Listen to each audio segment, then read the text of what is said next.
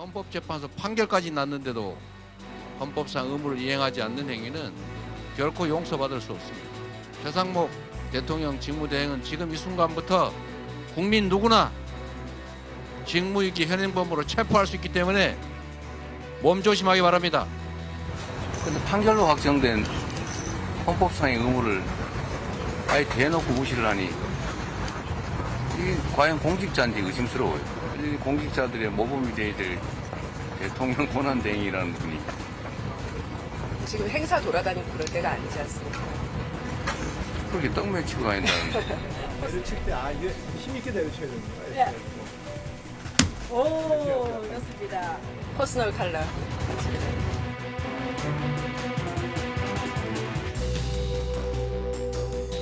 어쨌든 정말 납득하기 어려운 분이세요. 대변인 최상목 권한대행에게 몸조심하라고 한 발언에 대한 사과할 의향 있으십니까? 체포당할 수 있으니까 조심하시라 이게 말이었는데 그렇게 왜곡하지 않으면 좋겠습니다. 네, 이어서 송영훈 전 국내임 대변인, 최인호 전 더불어민주당 의원과 함께 이야기 나눠보겠습니다. 안녕하십니까? 안녕하십니까? 예. 잠깐 이제 말씀드리기 전에 이제 앞서 산불 얘기를 좀 전해드렸는데 산청 대형 산불로 인해서 지금 2명이 사망하고 또 2명이 지금 고립돼 있습니다. 그리고 8개 마을에 이제 추가 대피령이 내려져 있어서 방송 보시는 분들은 좀 각별히 주의하시기 바랍니다. 입사는 또 금지돼 있습니다. 자, 이번 주 이제 사법 슈퍼이크달에서 앞서 이제 두 변호사들과 이제 긴 얘기를 좀 나눴습니다. 그래서 나누지 않은 부분 중에 정치적 의미를 좀 해석해야 될 부분들은 좀 두 분께 여쭤보겠습니다.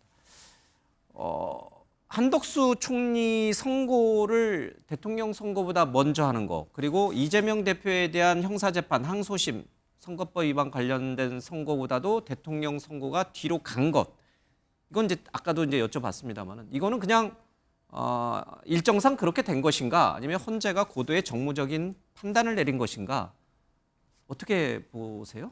일단 한덕수 국무총리 같은 경우는요, 진작에 선고가 됐어야 맞죠.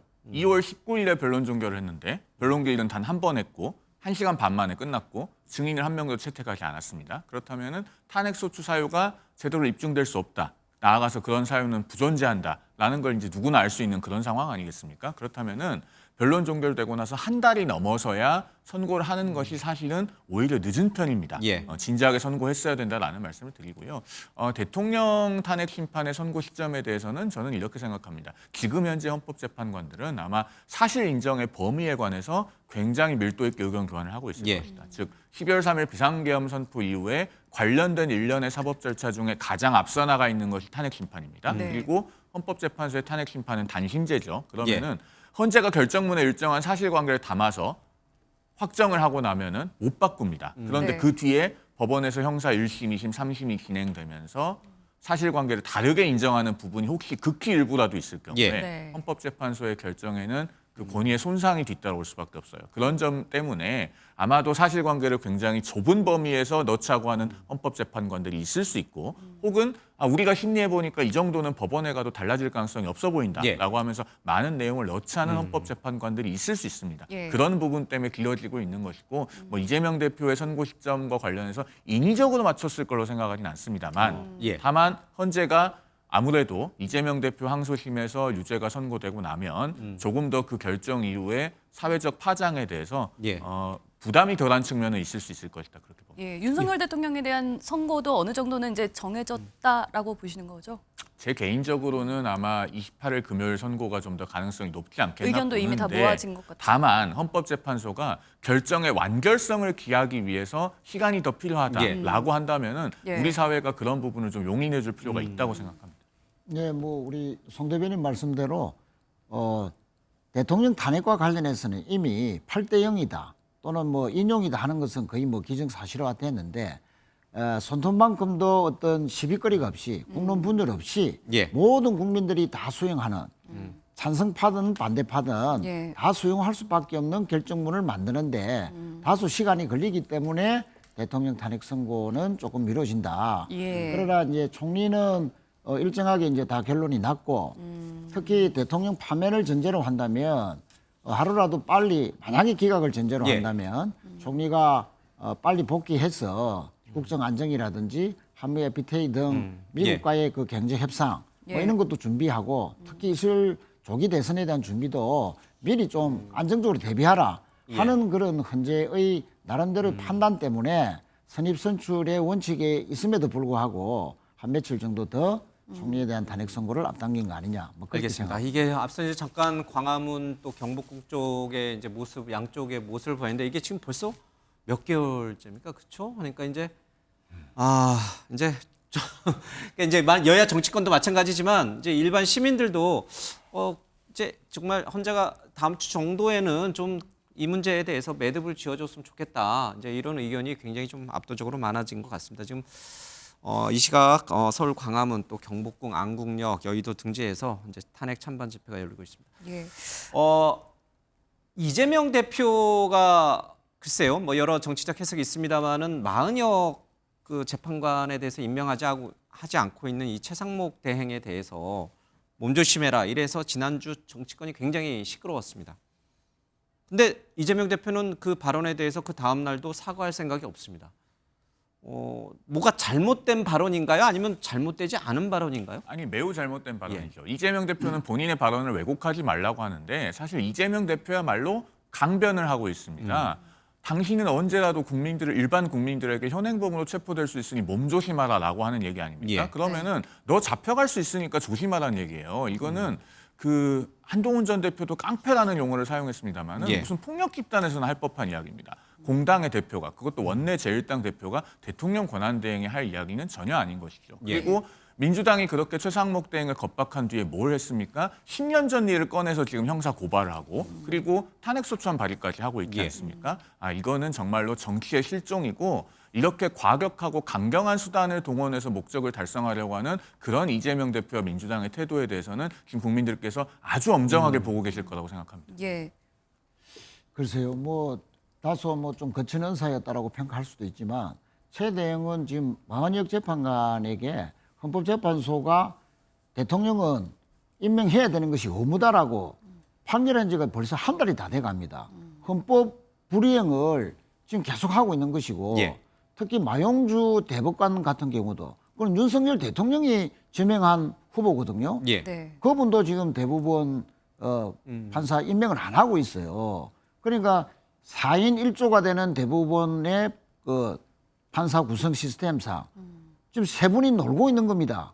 어떤 사건들에 대해서는. 예. 그 대부분도 지금 시스템이 안 돌아가는 그런 지금 상황이 계속되고 있는데 본인은 또 필요하면 인사에 대해서는 인사권을 행사하다가 권성동 원내대표나 국힘에서 마은혁 재판관 임명하지 마라.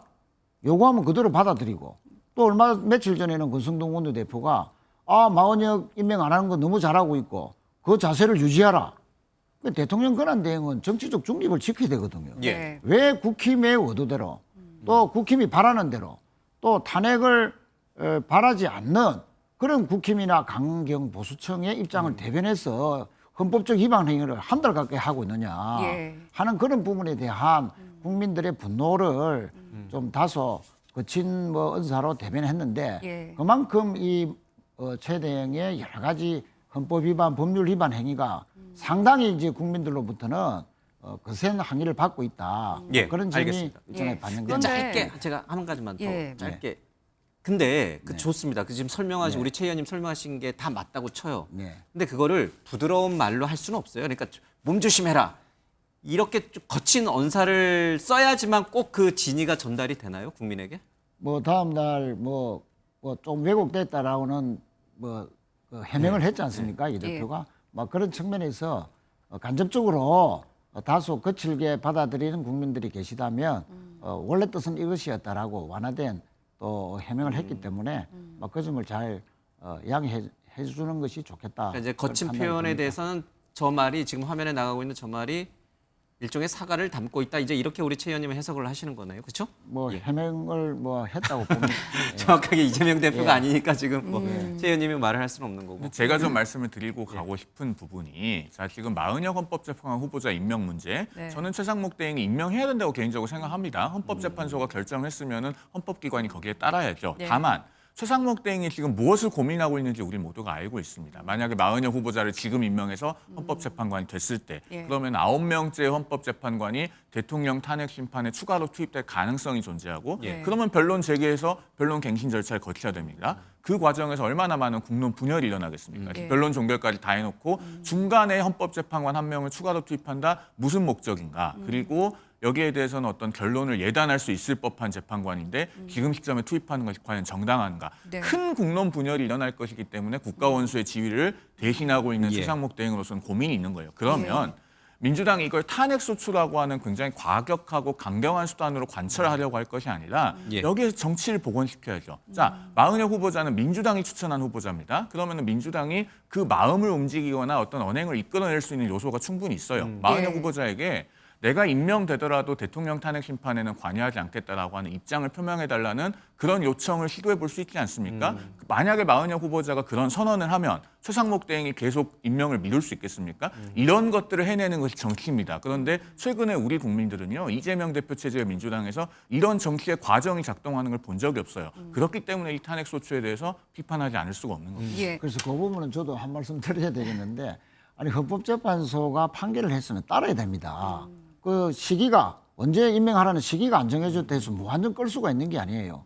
판정이 났으면, 판결이 났으면 당연히 따라야 되고 이행을 안 하면 헌법을 위반하고 있는 겁니다. 네. 아니 대통령 권한대행이 본인은 헌법 위반하면서 국민들한테는 성복해라, 그런 메시지가 과연 국민들에게 얼마만큼 설득력 있게 전달이 될 것인가.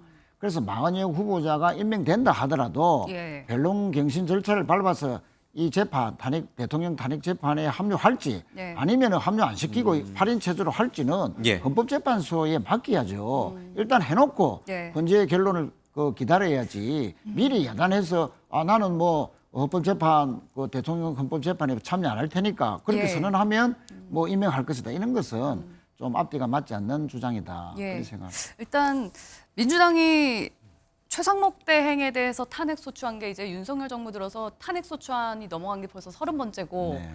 그동안에 인용된 게 하나도 없잖아요. 네. 거기에 대한 비판과 우려의 목소리가 당내에서도 나오고 있는 상황에 네. 최상목 대행의 그 탄핵을 추진하기에 앞서서 지금 한덕수 총리에 대한 선고 기일이 먼저 잡히게 생겼거든요. 네. 이러면 탄핵의 실익이 거의 없는 거 아니냐, 이 실효성도 없는 일을 왜 이렇게 밀어붙이려고 하느냐에 대한 우려도 있습니다. 그렇습니다. 뭐 최 대행이 만약에 탄핵 소추되면 예. 본회의에서 통과되면 또 교육부 총리가 예. 대행을 맡게 되는데 네. 그렇다고 해서 이주 부총리가 뭐 더 건설적으로 야당 입장에서 할 보장이 없는 거죠. 그렇죠. 마은혁 그런 면에서 후보자를 보면 임명한다는 실익이 보장도 없는데 없고요. 예. 그럼에도 불구하고 어쨌든 이제 탄핵 발의를 했지 않습니까? 네. 통과될지 여부는 이제 국회의장의 손에 달렸는데 예. 그것은 지금까지 아까 말씀드렸듯이 이거는 대한민국 사법질서의 원칙이라는 겁니다. 예. 네. 한 달 동안이나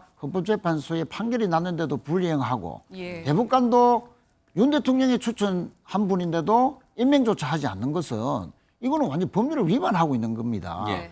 그런 부분에 대한 국민들의 따가운 질책을 대신해서 정치적인 항의의 표시인데 국회의장이 이제 한덕수 총리가 월요일 날 다음 예. 주 월요일 날 선고가 나면 뭐 절차의 문제에서 150인의 의결 정족수냐 200인의 정족수냐도 나올 것이고 또 탄핵 선고와 내용과 관련해서 뭐 내란 가담이다 또는 뭐 마은혁 재판관 등 헌법재판관 후보를 임명하지 않는다는 것은 위헌적이다 뭐 여러 가지 이제 판결이 나올 거 아닙니까? 예. 그런 것을 감안해서 우원식 국회의장이 최종적으로 예. 본회의에 해부할지 예. 할지는 이제 결정을 하겠죠.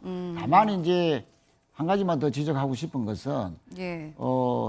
이 최 대행의 이런 헌법적인 불이행을 자꾸만 용인하는 것은 예. 국민의힘이나 강경 보수 세력이 사법 질서, 특히 알겠습니다. 헌법재판소 예, 예. 흔드는 것을 계속 용인하는 것과 다름없기 때문에 이것이 예. 불복으로 이어질 가능성도 매우 알겠습니다. 높다 예. 하는 그런 측면에서 그런데 최상목 대행의 예방의 효과도 있는 거죠. 탄핵을 추진하려면 본회의 보고하고 또 표결 절차도 거쳐야 되는데 지금 예정된 본회의는 27일이고 네. 한덕수 총리에 대한 선고는 그 전에 있을 거고 그렇습니다. 그러면은 이제 추진 자체도 안 될 뿐더러 사실 시기적으로 좀 들여다보면 민주당이 탄핵을 추진하겠다고 했을 때 오후에 한덕수 총리에 대한 선고 기일이 잡혔거든요. 네. 약간 민주당에서 이거 스텝이 꼬인 거 아니냐. 뭐 이런 그렇게 얘기도 볼 있어요. 수도 있지만 감사원장이나 검사 3인에 대한 탄핵 기각을 했지만 예. 헌법재판소는 부수적으로 정치적 동기가 있다 하더라도 탄핵에 대한 남발은 아니다, 남용은 예. 아니다라고 명백하게 했습니다. 그것은 네.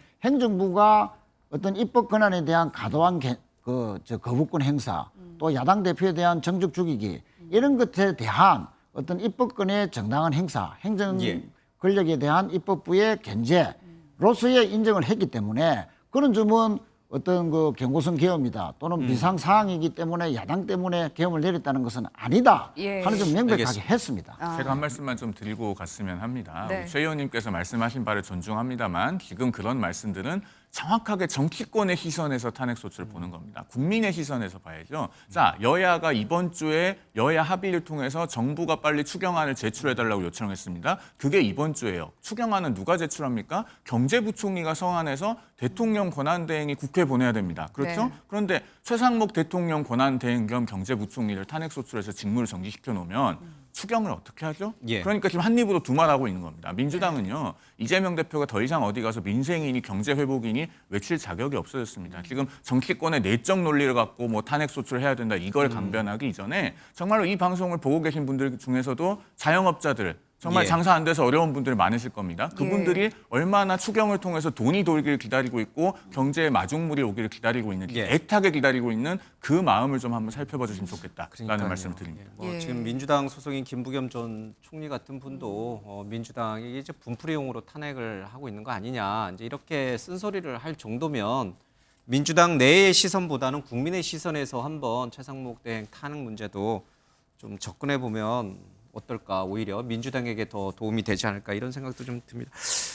앞서 김성훈 경호차장 구속영장 기각 얘기를 잠깐 했었는데 그와 관련해서 이제 김건희 여사의 이제 이 김성훈 차장의 영장 내용에 이제 김건희 여사의 이제 총 갖고 다니는 이유가 뭐냐 이제 그런 관련된 있고 이건 또 대통령실에서 이제 사실이 아니다라고 이제 부인했으니까 뭐 혹시 짧게 코멘트 듣고 넘어갈게요. 혹시 논란이 될 만한 소지가 있는 겁니까? 과장된 전원이라고 대통령실에서 예. 사실무근이다 이렇게 밝히고는 있습니다만 두 가지죠. 그렇게 사실관계가 지금 확정되어 있지 않기 때문에 예.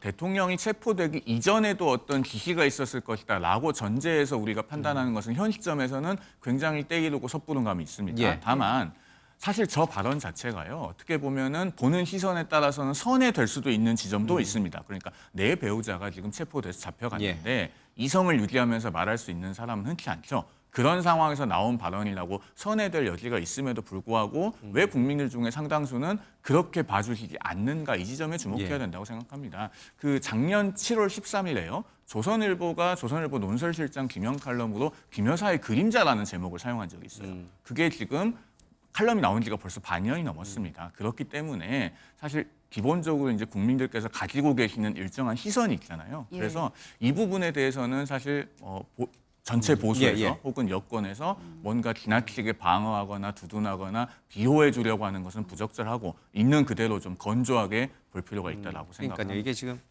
서로 역지사지 해보면 딱 좋아요. 그러니까 최상목 탄핵을 국민의 시선에서 좀 보시고 또 이제 대통령실은 굉장히 억울할 수 있고 김건희 여사도 억울할 수 있지만 저건 역시 국민의 시선에서 한번 바라보고 왜 나의 마음을 몰라줄까? 왜 내 진정성을 알아주지 못할까? 이렇게 너무 억울해하시기보다는 조금 한 발짝씩 물러나서 국민의 시선으로 좀 보면 좋을 것 같습니다. 예.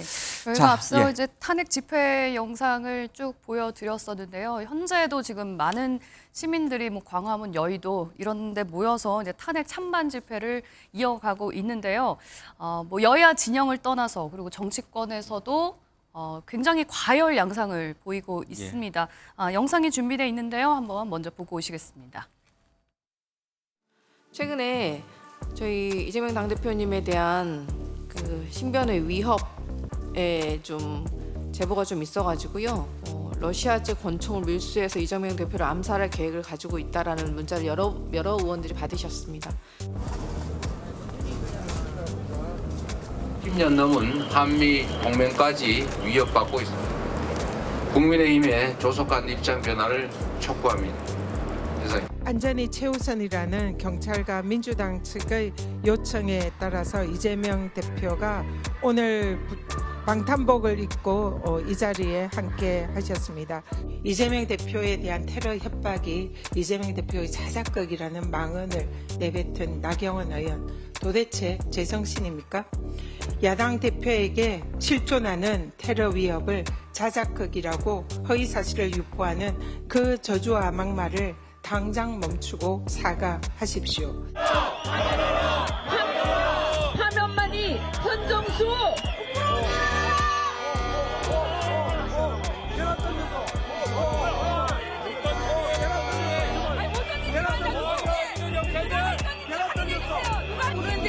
이거는 찐계란인가요? 혹시? 계란이 터지는 건 괜찮은데 이 찐계란에서 너무 아파요, 제가. 이거는 정말 민주주의 사회에서 있어서는 안 되는 일이라고 생각합니다. 웬 남성분 한 분이 거의 날려치기를 하듯이 발로 차셔가지고 제 오른쪽 허벅지를 찼습니다. 그냥 하나의 에피소드였더라면 제가 현행범 체포라는 상황까지는 이르지 않았을 것 같습니다. 테러 위협을 그저 망상이라고 말하는 것은 테러 방조를 넘어서 테러 독려 행위입니다. 윤 대통령의 탄핵 선고가 길어지면서 집회 분위기 그리고 정치권의 분위기도 굉장히 과열되고 좀 격해지고 있는 것 같은데요. 이재명 대표에게는 막 암살염이 있었다가 요즘에는 방탄복도 입고 다니고 또 백혜련 의원 같은 경우에는 날계란을 맞기도 하고 점점 좀 물리적인 위협까지도 등장하고 있는 것 같습니다. 이 우려스러운 상황 어떻게 보고 계세요? 글쎄 좀 갈수록 뭐 우려가 더 심해지고 있는데요. 예. 실제 이재명 대표의 가덕도에서 테러 당했을 때 거의 목숨을 잃을 뻔했지 않습니까? 당시 저도 그 행사에 있었습니다. 예. 기자들이 우우 모여서 뭐 비명을 지르고 있을 때 제가 갔는데 그냥 피가 한 방울씩 떨어진 게 아니고 누워 있는 그 상태에서 피가 흥건히 고여 있었어요. 예. 조금만 더 했더라면 정말로 목숨을 잃을 뻔만 했고 네. 이 와이서스 깃털이 없었다면 예. 거의 뭐 목숨을 잃었다 하는 게 그 해당 의사의 전언이 있지 않습니까? 정말 끔찍한 테러를 당했는데 사실은 그 이번에 뭐 방탄조끼를 뭐 입었다 하는 거 이전에도 옆에 있었던 그 우리 당직을 수행하는 의원님들 말씀 들어보면 상당히 그 긴장되고 어떤 일이 벌어질 줄 모른다는 네. 그런 그 분위기가 있었다. 예. 항상 긴장된 그런 수행을 한다라고 했는데 네. 이런 것을 보고 뭐 자작극이다라든지 또 계란 투척에 대해서도 자작극이라든지 이런 윤상현 의원의 주장들은 정말 어떻게 보면 폭력을 뭐 고무하나 예. 하는 정도로 그래서 국민의힘 의원들의 서부지법 폭력 사태가 일어난 뒤에도 마치 그 원인의 제공 중에 야당 탓도 있다는 그런 발언들 예. 또 서천호 의원이 헌재를 쳐부수자 발언했는데 지금 3주째가 되도록 징계조차 하지 않고 있습니다. 이것은 뭔가 사법 질서에 대한 어떤 물리력을 동원한 폭동 또 정치인에 대한 어떤 물리적인 폭력 예. 이런 부분을 뭐 고무하는 당이냐 이런 것도 중도층이 냉정하게 바라볼 때 예. 국민의힘의 이 거구화 폭력에 대한 옹호 뭐 이런 것들이 심각하게 우려된다 하는 예. 그런 지적들 속에서 멀어지고 있다는 것을 저는 좀 강조드리고 싶습니다. 그러니까 이게 정치권이 오히려 통합을 좀 이렇게 내세워야 되는데 갈등, 분열 이런 것들을 더 과열시키는 것이 아니냐라고 지적을 해주셨어요. 그런 점에서요. 지금 이 탄핵 심판을 둘러싼 우리 사회의 과열된 온도를 낮추기 위해서 여야가 모두 다 이제 좀 장외에 그만 나갔으면 합니다. 민주당도 물론이고 이건 저희 당에도 드리는 고언이긴 한데요. 정말로 이제는 국회의원들이 이번 주부터는 저 헌재 앞에 가면 안 돼요. 그만 나가셔야지. 사실 백혜련 의원이 저 계란을 맞는 장면도요. 네. 정확하게 보면은 헌재 코앞에서 민주당 국회의원들이 기자회견을 하고 있었습니다. 사실은 예. 기자회견이라는 형식을 빌린 일종의 집회죠. 그런데 어떻습니까? 헌법재판소는 원래 그 경계 100m 반경에서는 집회를 못하게 되어 있습니다. 그러니까 국회의원들이 집시법을 우회해서 사실상 저렇게 집회를 하고 있었던 거예요. 예. 그러면은 자신들은 나오면서 앞으로 국민들을 보고는 나오지 말라고 하면은 그게 누가 그 말을 존중을 하겠습니까? 예. 그렇기 때문에 이제는 정말 여야가 다 이번 주부터는 제발 장외로 나가지 않으면서 우리 사회 통합을 좀 도모할 필요가 있다. 이 말씀을 좀 고언으로 드리고 싶습니다. 이 김나윤이라고 하나요? 예. 하여튼 뭐 국민의힘에서도 중진 의원들 몇 분이 계속 이제 집회 현장에 가 계시고 뭐 민주당도 이제 연일 이제 헌재 앞에 가는데 그래서 그럴까요? 이렇게 정치권이 양극화된 모습을 보이면 우리 국민은 더 갈라질 수밖에 없거든요. 더 양극화, 국민은 더 양극화돼요. 그러니까 헌재 재판관들 게시판에 헌재 재판관들을 뭐 어떻게 하겠다라고 하는 협박글이 무려 300만 건이 올라 있대요. 그러니까 이게 정상적인 국가냐, 정상적인 사법 법치가 작동하고 있는 나라냐. 헌재 재판관은 사실은 헌법재판소는 우리나라 최고의 정말 가장 마지막 보루 아닙니까? 그렇죠? 법치주의와 민주주의에. 이런 게 이게 과연 정상적인 국가가 맞느냐. 이런 자괴감이 막 들려와요. 그런 헌법재판관에 관한 어떤 위협, 협박 내지는 뭐 테러성 글들은 철저하게 그 작성자 추적해서 적발하고 처벌해야죠. 그래야 된다고 생각하고요. 다시 한번 말씀드립니다만 사실 그 헌법재판소가 어느 쪽으로든 결론을 정해서 선고를 하고 나면은 그 후에 있을 후유증들이 굉장히 우려가 되는 상황 아닙니까? 2017년 3월 10일 박근혜 전 대통령 탄핵 심판 선고가 있었을 때는 그 당일에 있었던 일로 인해서 무려 4분이 돌아가시는 불행한 일이 있었습니다. 다시는 그런 일이 재발되어서는 안 되고 그렇기 때문에 정치권부터 솔선수범해서 이제는 장외에 그만 나가야 됩니다. 광화문에 천막을 친다든가 뭐 헌재 앞에 가서 기자회견을 빙자한 집회를 한다든가 또 1인 시위를 여러분들이 가서 하신다든가 제가 봤을 때는 모두 다 이제는 지양해야 될 때가 됐다라고 생각합니다. 그렇습니다. 탄핵 집회 또 찬반 집회 어느 곳에 가더라도 정치인들이 해야 할 말은 승복, 하지 말아야 할 말은 폭력에 대한 고무, 선동, 행위다. 절대 정치인들부터 이제는 정말 국민 통합을 생각해서 탄핵 인용이 되든 기각이 되든 간에 승복한다는 자세로 국민들을 설득할 그런 마음의 준비를 정치인부터 가져야 된다. 그렇게 생각합니다.